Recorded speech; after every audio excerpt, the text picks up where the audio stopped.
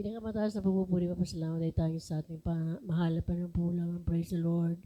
The highest praise, glory, and honor to our loving Savior, Jesus Christ. We remember the cherish and blessing the preacher and teachings of our dearly beloved parents in the Lord. Greetings to the beloved Almeida family.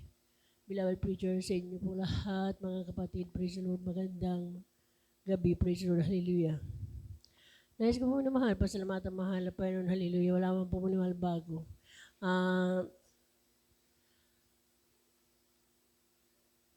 Maalala ko lang po minamahal, noon po minamahal na lumabas kami bilang manggagawa po minamahal.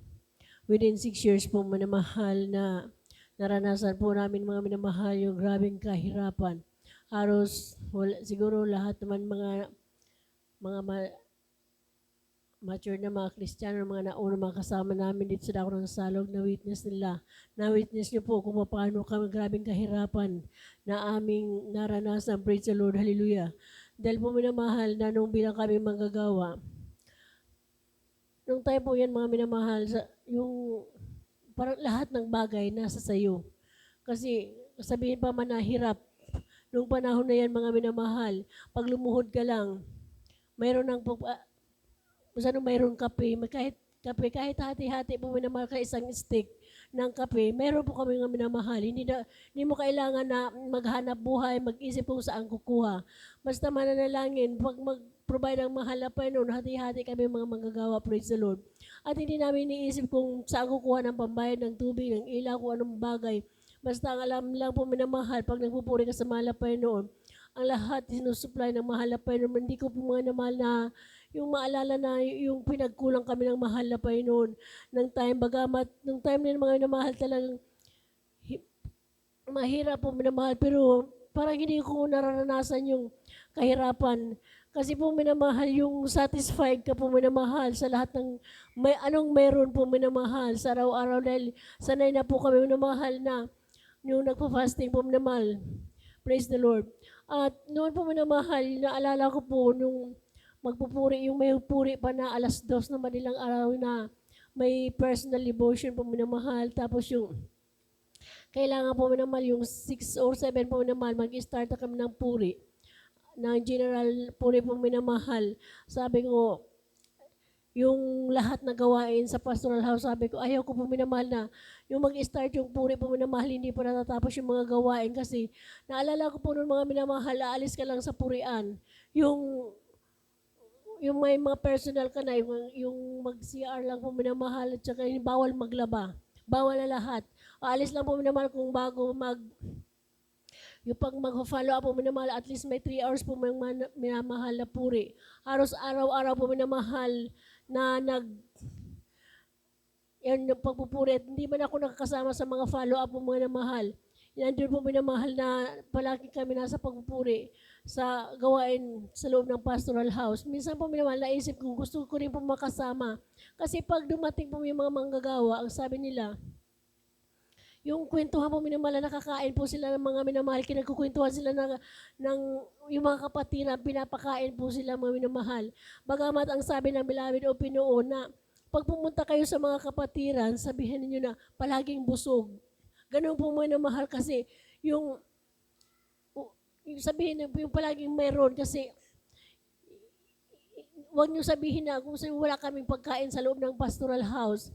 So palagi sinasabi na busog po kami, bagamat kahit na minsan hindi nakakape sa pastoral house. So bakit ganyan po naman paghihipo ng mga kapatiran na mapupuntahan, na halos lahat kahit nakita ko, halos alam ko na yung mga nagpupuntahan ng mga kapatiran na halos wala din po mga namahal, pero yung design nila sa mga pagbibigay ng pagkain, yung mga personal po minamahal na yung napakabuti ng mahal na pero dahil minsan na-experience ko rin yan po minamahal na kasama din ako sa mga follow-ups na yung makita muna yung mga kapatiran na alam ko na hirap din sila pero andun po minamahal yung pagbigay nila sa mga pag-welcome nila sa mga manggagawa. Ito na po minamahal na palagi naisip ko yung isang basong tubig pa inamin manggagawa. Nandiyan ang pagpapalamala pa noon. At nakita natin mga minamahal na habang tumatagal yung gawain ng mahal na Panginoon, habang tumatagal yung paglilingkod sa mahal na Panginoon, Hindi man pinayaman lahat ng mga kapatiran, pero nakita ng pinagpala ng mahal na Panginoon. Praise the Lord. Nasabi ko nga po, minamahal, nakapunta kami sa dako ng salog, nakakapunta kami dito 1990s pa po, minamahal. Sabi ko, nung nakapunta kami dito, sabi ko, 10 daliri at 100 pesos po, minamahal, na hindi po kami naghiram. Hiningi po yan, mga minamahal, kasi mahirap yung magbayad ka ng 100. Kaya ang sabi namin kay Manoy Kikoy na maghihingi po kami, mga minamahal. Kasi uuwi nga pa kami dito sa dako ng salog, kasi nung nandun kami sa dako ng Tigaon, hindi man po minamahal sa pagsisira at paninira po minamahal. Dahil hindi po mga Kristiyano yung kasama namin na halos gabi-gabi parang nasa tundo po kami naman. Grabe po minamahal na yung kaguluhan. Kasi yung asawa ni Ningning Marius, yung minsan po na nakaupo yung pamangkin na hawak na yung kanyang anak, na binato po yan ng buti ng gin na may laman. Lahat nabubog po, minamahal na sa kanyang ulo. Grabe po minamahal yung takot ko. Paggabi po minamahal, binabato kami ng mga, kung anong, pati yung mga potted plants po minamahal, binabato kami. Buntis po ko yung mga minamahal kay Limel po minamahal. Grabe po minamahal, takot ko po minamahal. Sabi ko, uwi na lang kami dito sa dako ng salog po minamahal, kasi talagang andun po minamahal yung magkalampag pa lang, nag-ano ka na. So, tigtatakigan na po ako minamahal. Sabi ko, baka maapektuhan pa yung anak ko dito. Doon po minamahal. So, balit po minamahal, talagang dumating din kami sa dito ng salog. Sabi ko, parang lahat namin napuntahan. Parang tundo po minamahal, kasi nung nadat na naman namin dito sa dako ng salog, nagsasara murayan po dyan, mga minamahal. Hallelujah. Sabi ko, mahal, parang wala na kami mapuntahan. Tapos yan sa tapat namin, may namatay, yung tabak. Pag makita mo talagang sabi ko, parang wala na kaming dapat mapuntahan. Gusto ko na pong uwi ng Albay, pero yung aking mahal na asawa, ayaw po minamahal. So, balik ng time po yan, mga minamahal, talagang grabing takot ko po minamahal. Hindi ko alam kung saan kami tutungo. At ng time po yan, mga minamahal, talagang grabe pang kahirapan. Yung wala kang pagkain, kahit uminom ka ng kape, maiibsan, pero yung isip mo na yung palagi kang takot. Wala kang matakbuhan. Praise the Lord. So, balit ang Diyos na ating pinaglilingkuran, yun na lang po minamahal. Iniisip ko, mahal na Panginoon, hindi mo kami pababayaan. Hallelujah. Praise the Lord. Kasi, at saka yung time pa na yan, mga minamahal, na naalala ko na yung kung gusto kang kumain, minsan may 100 pesos po kami minamahal. Kasi noon po minamahal, 3 pesos pa lang yung saging, yung pinakamalaki na yun. Tapos yung isang galon po na mantika, 35 pesos lang po minamahal. Naalala ko yung mga minamahal, magtitinda ako ng banana Q, ng turon, ganun po minamahal. Tunay po nakasurvive po kami minamahal, at aking mahal na asawa minsan nasa dako ng Naga. 3 araw din po minamahal magkakayod sa isang linggo. Halos kulang po sa amin, mga minamahal. Pero ang mahirap po minamahal yung minsan magkaroon ng mga karamdaman. Alos papalit-palit ang aking mga anak. Minsan 3 anak ko, 16 days po yan, mga minamahal. Na halos nasa gilid na lang, na binabantayan ko yung mga labi nila, yung mata nila, yung parang mga nana na po, mga minamahal.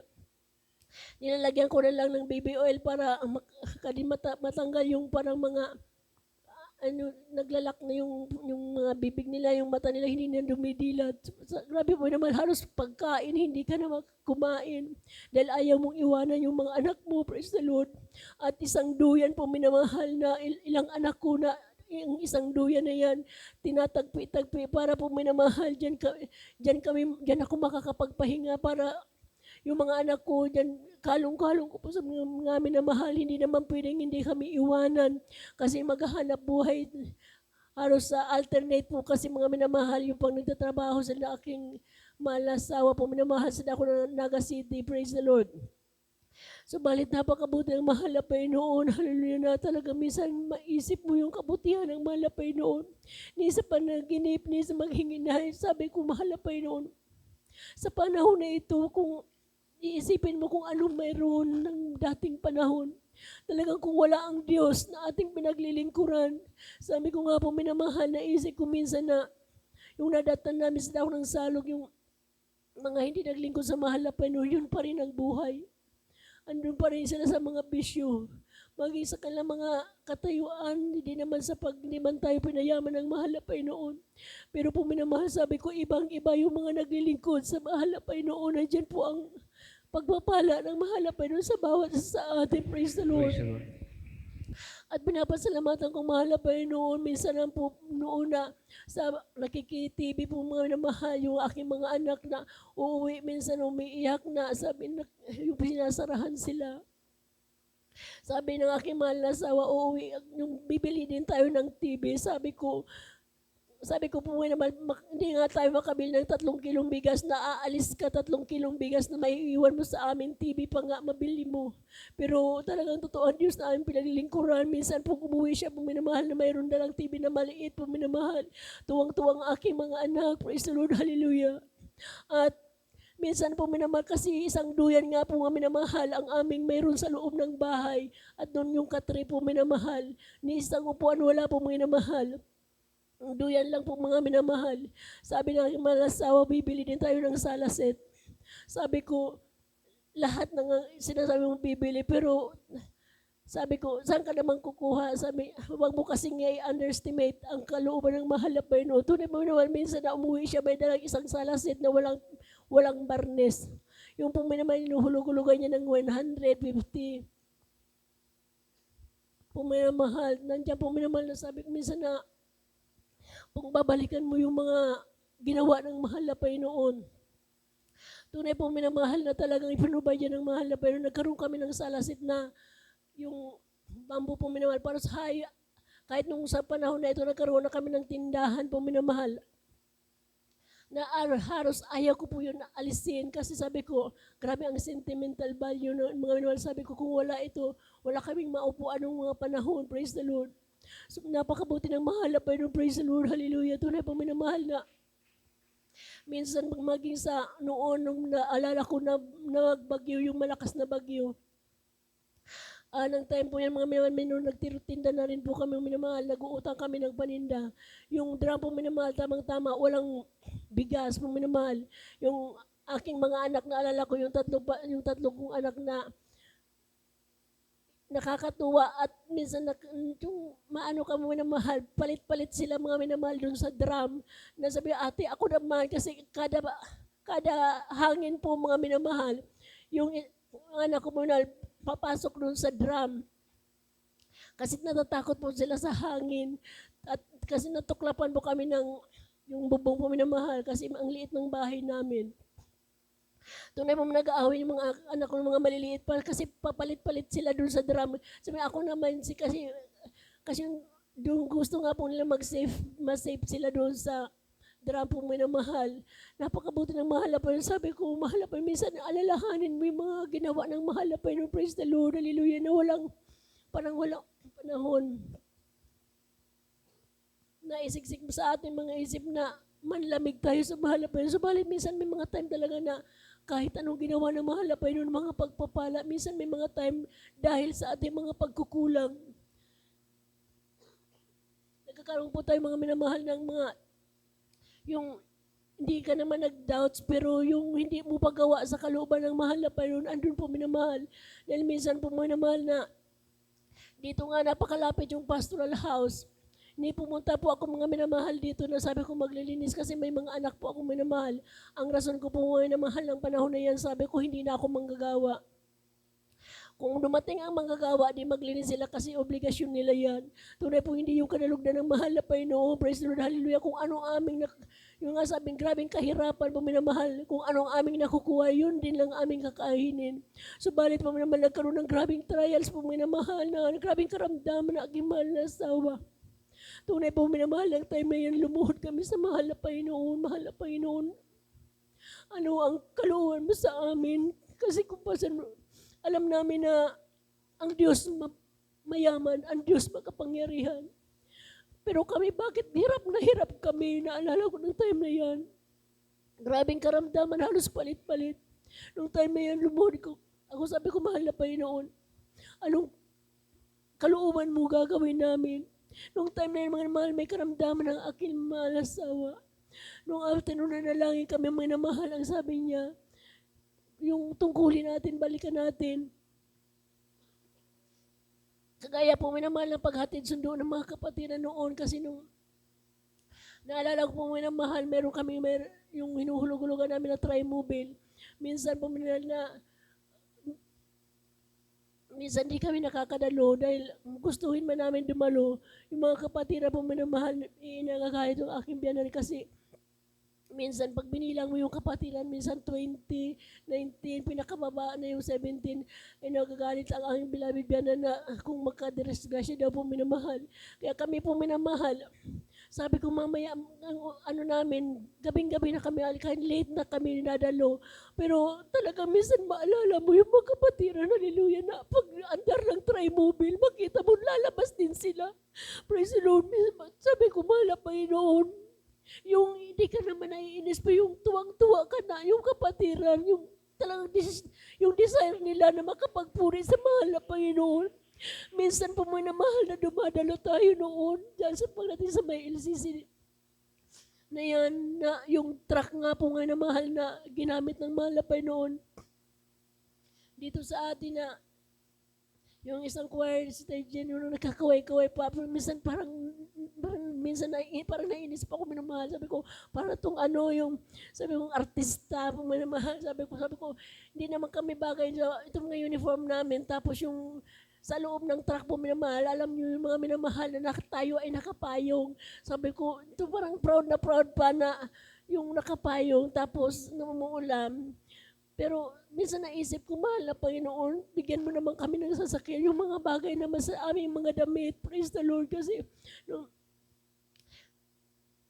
praise the Lord, minsan, hindi ko alam kung anong mainis ka or minsan matutuwa ka kasi yung kahit na gano'n nga yung sitwasyon natin, tuwang-tuwa pa minamahal. Pero ako sa isip ko naman, sabi ko, mahal na Panginoon, parang nahihiya ako kasi pag makita ko, kasi ako palaging namamalingke dyan nung nagtitinda-tinda po ako minamahal. Makikilala ako yung maganda yung mga damit, tapos yung sinasakyan natin na truck, yung lahat, yung kalawang po minamahal. Pero napakabuti ng mahal na Panginoon na talagang pinrovide tayo ng mahal na Panginoon. Hallelujah na yung mga sasakyan na pinapagamit ng mahal na Panginoon at higit sa lahat, hindi lang sasakyan ang provide ng mahal na Panginoon, maging bahay sambahan po minamahal, hallelujah, ipinagkaloob ng mahal na Panginoon para sa atin, hallelujah, at pinapasalamatan ko mahal na Panginoon at maalala ko po minamahal yung truck na yun, mga minamahal. Yun nga po yung may karamdaman na aking mahal na asawa na sabi niya babalik bilang maghatid sundo ng mga kapatiran. Pero ako po minamahal sa isip ko, parang hindi kasi minsan po kami naiwan po naman sa dako ng matakla. Wala pong pampabulganize. Naalala ko yung 50 pesos, wala kami na pampabulganize po minamahal. Kami na dun sa tabi ng kalsada, hindi kami makarating sa dako ng Tigaon. Subalit may dumapo minamahal para makarating kami sa dako ng Tigaon. Pero ang time na yun po minamahal, parang alangan ako. Sabi ko, babalik na naman itong maiiwan kami sa sasakyan pag magkaroon ng kung walang pangkruno, gano'n po minamahal. Pero sabi ko, mahal na pa, kung yun ang kalooban mo, mahal na pa noon, wala kami magagawa. Nung time na yun, pinaandar yung sasakyan ng mga minamahal. Nagulat po ako minamahal, sabi ko may karamdaman nga siya nung pinaandar yung sasakyan. Bigla po siya mga minamahal na umandar at dinala doon sa shop. Kinabukasan po minamahal, sabi may pinakompute, 19,000 po minamahal. Wala nga po kami naman, pinakamahirap na nga po yung 500 pesos, yung 19,000 pa nga. Saan kami kukuha? At yung mga kapatiran, halos nakita ko talagang wala rin po minamahal. Pero yung time yung mga minamahal na meron kami maliit na tindahan, meron pong dumating na Bombay po minamahal. Sabi niya, ate, parang kailangan mo yung pera. Sabi ko, opo. Sabi niya, 5,000, ganito ang hulog. Parang 200. Sabi ko, hindi ko yung kaya. Ganitong amount. Sabi ko, 20,000 ang kailangan namin. Kasi 19 nga yung babayaran. Pero sabi niya, ang hulo po minamahal. parang 800 po yung araw. Sabi ko, hindi po kaya. Pero sabi niya, pero nga ate, kailangan mo pera. Sabi ko, opo, kailangan po namin. Nakailang balik po siya mga minamahal. Nung time po yan mga minamahal, sabi niya, ate, kahit 500 man lang. Pero sabi ko, wala nga po kami panghulog niyan. Hanggang nakailang balik siya, balik na naman po mga minamahal, nakal 5 times halos siguro po yung mga minamahal. Ate, dagdagan mo naman kahit na 200, hanggang sabi ko, hindi po talaga, 100 lang ang kaya namin kung 20,000 ang ibibigay mo. 100 pesos after 15 days na maayos namin ang sasakyan. Kasi mangunguha nga po kami ng mga pangkaro-karga dyan sa mga gilid-gilid para meron kaming panghulog. Talaga po minamahal talagang ginamit yun ang mahal na Panginoon. Hallelujah na. Sabi niya, sige na nga, bibigyan kita ng 20,000. After 15 days po minamahal, maghuhulog ng 100 pesos. Hallelujah. Sabi ko parang imposible, pero walang imposible sa mahal na Panginoon. Yun po, simula noon po minamahal. Yung 10K po yun mga minamahal na inumpisahan namin na yung kalahati, ibinayad namin dun sa Metal Point po minamahal. Yung iba yung pinagkukuha-kuha namin dito ng mga kukulamber po mga minamahal. Tunay po hanggang sa panahon na yan, ginamit ang mahal na pero praise the Lord, hallelujah. At after po mga minamahal na, totoo ang pagbibigay sa gawain ng mahal na Panginoon, hallelujah.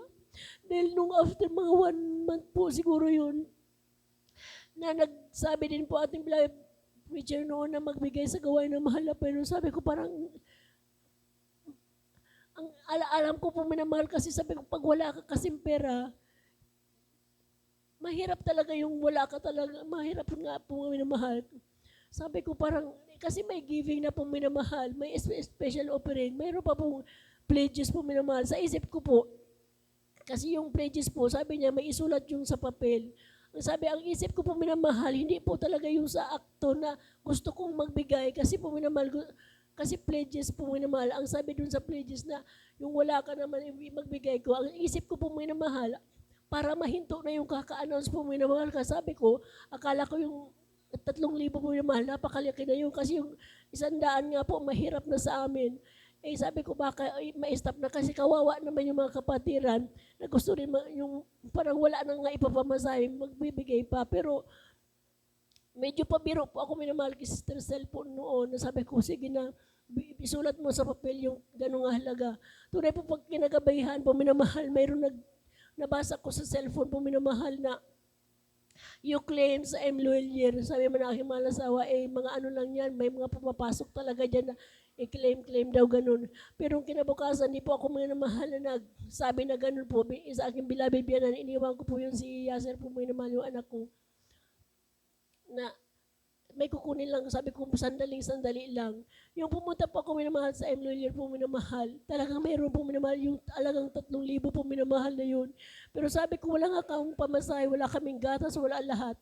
100 lang ang babawasin ko.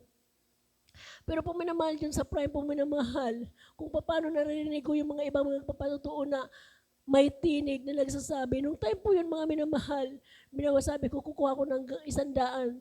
Meron pong tinig na, wag ma-out of blessing ka. Titingnan ko po sa palibot ko, parang wala naman. Pero yung kumuha na talaga ako minamahal ng basket. Talagang decide ko talaga, ano talagang kukunin ko yung 100. Mayroong galit na boses po mga minamahal na ang sabi, wag ma-out of blessing ka. Tunay po minamahal, grabe takot ko, parang grabing takot yung naramdaman ko. Bigla akong lumabas po minamahal, dinala ko yun sa pastoral house. Tapos po minamahal, sabi ko, di bali nang hingi pa ako minamahal ng pamasahe pa uwi. Tunay po after 1 month po minamahal, na yun nga po minamahal, nagkaroon din ng trials uli na nagkalsada kami ng kukulamber na 14,000 po minamahal. Wala kaming pambayad po minamahal. Nang time po yun mga minamahal, naghanap ka ng pwesto-pwesto minamahal. Grabing inutangan namin para yung 15,000 po minamahal na yung pa sa pwesto lang po mga minamahal. Pero po mga minamahal nung time na yan, doon sa, mayroon pong dumating po mga minamahal na yung magde-deliver po minamahal ng kukulamber, sabi ko wala kami pambayad. Ang sabi niya po minamahal, sabi ko wala akong asawa at saka wala kaming pambayad niyan. Maya-maya po minamahal, kumain sila doon sa may karihan. Pag mga ilang minutes, siguro mga 15 minutes, may dumating din po minamahal. Nabibili daw po yung pagsimula po yun ng Philippine Science High School po, minamahal na yan. Sabi niya, kukuha sila ng ganung mga item. Sabi ko, wala po kami. Sabi niya, nag-ano ba yung ang mga nasasakyan na dyan, merong laman ako kulamber. Sabi ko, wala po kami pambayad. Sabi, iniwan niya po ako minamahal ng pera na una po 100,000. Pero sabi ko, hindi, natatakot ako ng pera na ganun. Hindi ko siya kilala. Tunay po minamahal talaga yung grabe pagpapala ng mahal na pero hindi ko siya kilala. Iniwan na po ako minamahal. Na sabi niya gamitin na babalik kami na after 1 week. Tunay po minamahal na sunod-sunod po yung pagpapala ng mahal na Panginoon. Hallelujah. At nung diyan nga po QBS po minamahal. Na palagi nga po kami minamahal na pabili-bili na kahit kunti-kunti. Naalala ko po kasi noon mga minamahal, itong chapel, kung maalala niyo po yung poste dyan po minamahal na mayroon yung sa poste po minamahal, yung wala pang pong semento, yung parang mga baybay, uuwi yung aking anak, lalo po yung si Janjan, na uuwi po minamahal para ng, yung sabi nga natin para ng baboy kasi grabe ng dumi kasi halos pinapaligo niya na yung mga baybay dito sa pastoral house. Minsan po sabi ko, bibili kami ng ilang kilo po minamahal na simento kasi sabi ko, yung dyan sa poste po minamahal, isisimentohin kasi yung anak ko uuwi, matutulog na grabe ng dungis po minamahal.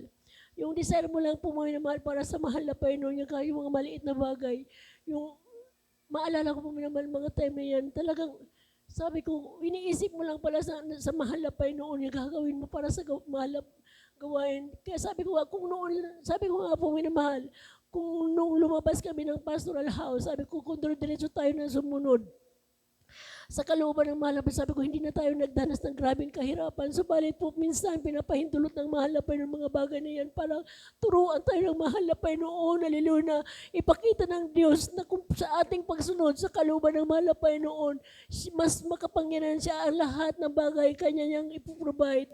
Praise the Lord. At minsan po, mga minamahal na lubos-lubisin ko na po minamahal na minsan po aking mga asawa din po minamahal noon na bumili, merong dumaan na mayroon pong sasakyan, ibinenta po sa amin yung ano po minamahal, yung reserva daw po yan mga minamahal ng truck na gulong. Galit na galit po ako minamahal kasi sabi ko wala nga tayo pambili ng bigas. Kasi nag-umpisa pa nga lang po kami doon sa Kurokuko Lamber na unti-unti namin kunting hanap buhay at inutangan pa. Bumili siya ng gulong, sabi niya, sabi niya po minamahal, pag nakabili ko ng sasakyan, meron na akong yung pangpalit. Sabi ko, mahirap nga, minsan hindi ka makauwi-uwi sa salog kasi pagdating ng hapon, maniningil yung mga pinagkukunan namin ng kukulamber. Maniningil po minamahal. Pag wala kaming bigas, wala kaming naisip ko, sabi ko, bili-bili kayo, ibenta na po yung gulong na yun. Minsan, may dumaan din po minamahal na nagtinda po minamahal mga doorknob po minamahal, 3 doorknob, 500. Ang ginawa ko din po minamahal para sabi ko, binenta sa amin, binili ko rin po minamahal. Merong inahanap po siya doon sa may cabinet. Ayaw ko talaga, sabi ko, huwag kang magkialam dyan kasi parang tinatago ko nga po mga minamahal yung kasi tinago ko po minamahal. Sabi, ayaw mo nang gagawin mo dito kasi meron yung aming bahay sa wali po mga minamahal. Sabi ko po mga minamahal, sabi ko, quits na tayo, bumili ka ng gulong, wala kang sasakyan. Ako bumili ng doorknob, wala naman tayong lalagyan kasi sa wali nga po minamahal. Napakabuti ng mahal na Panginoon. Hanggang sa panahon na yan mga minamahal, yung doorknob na yan nandyan sa aming main door. Praise the Lord, hallelujah. Napakabuti ng mahal na Panginoon, hallelujah. Dahil kung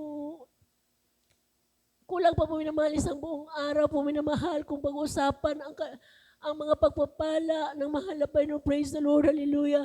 At ang lahat na papupuri, papasalamat ay tanging sa mahal na Panginoon po lamang.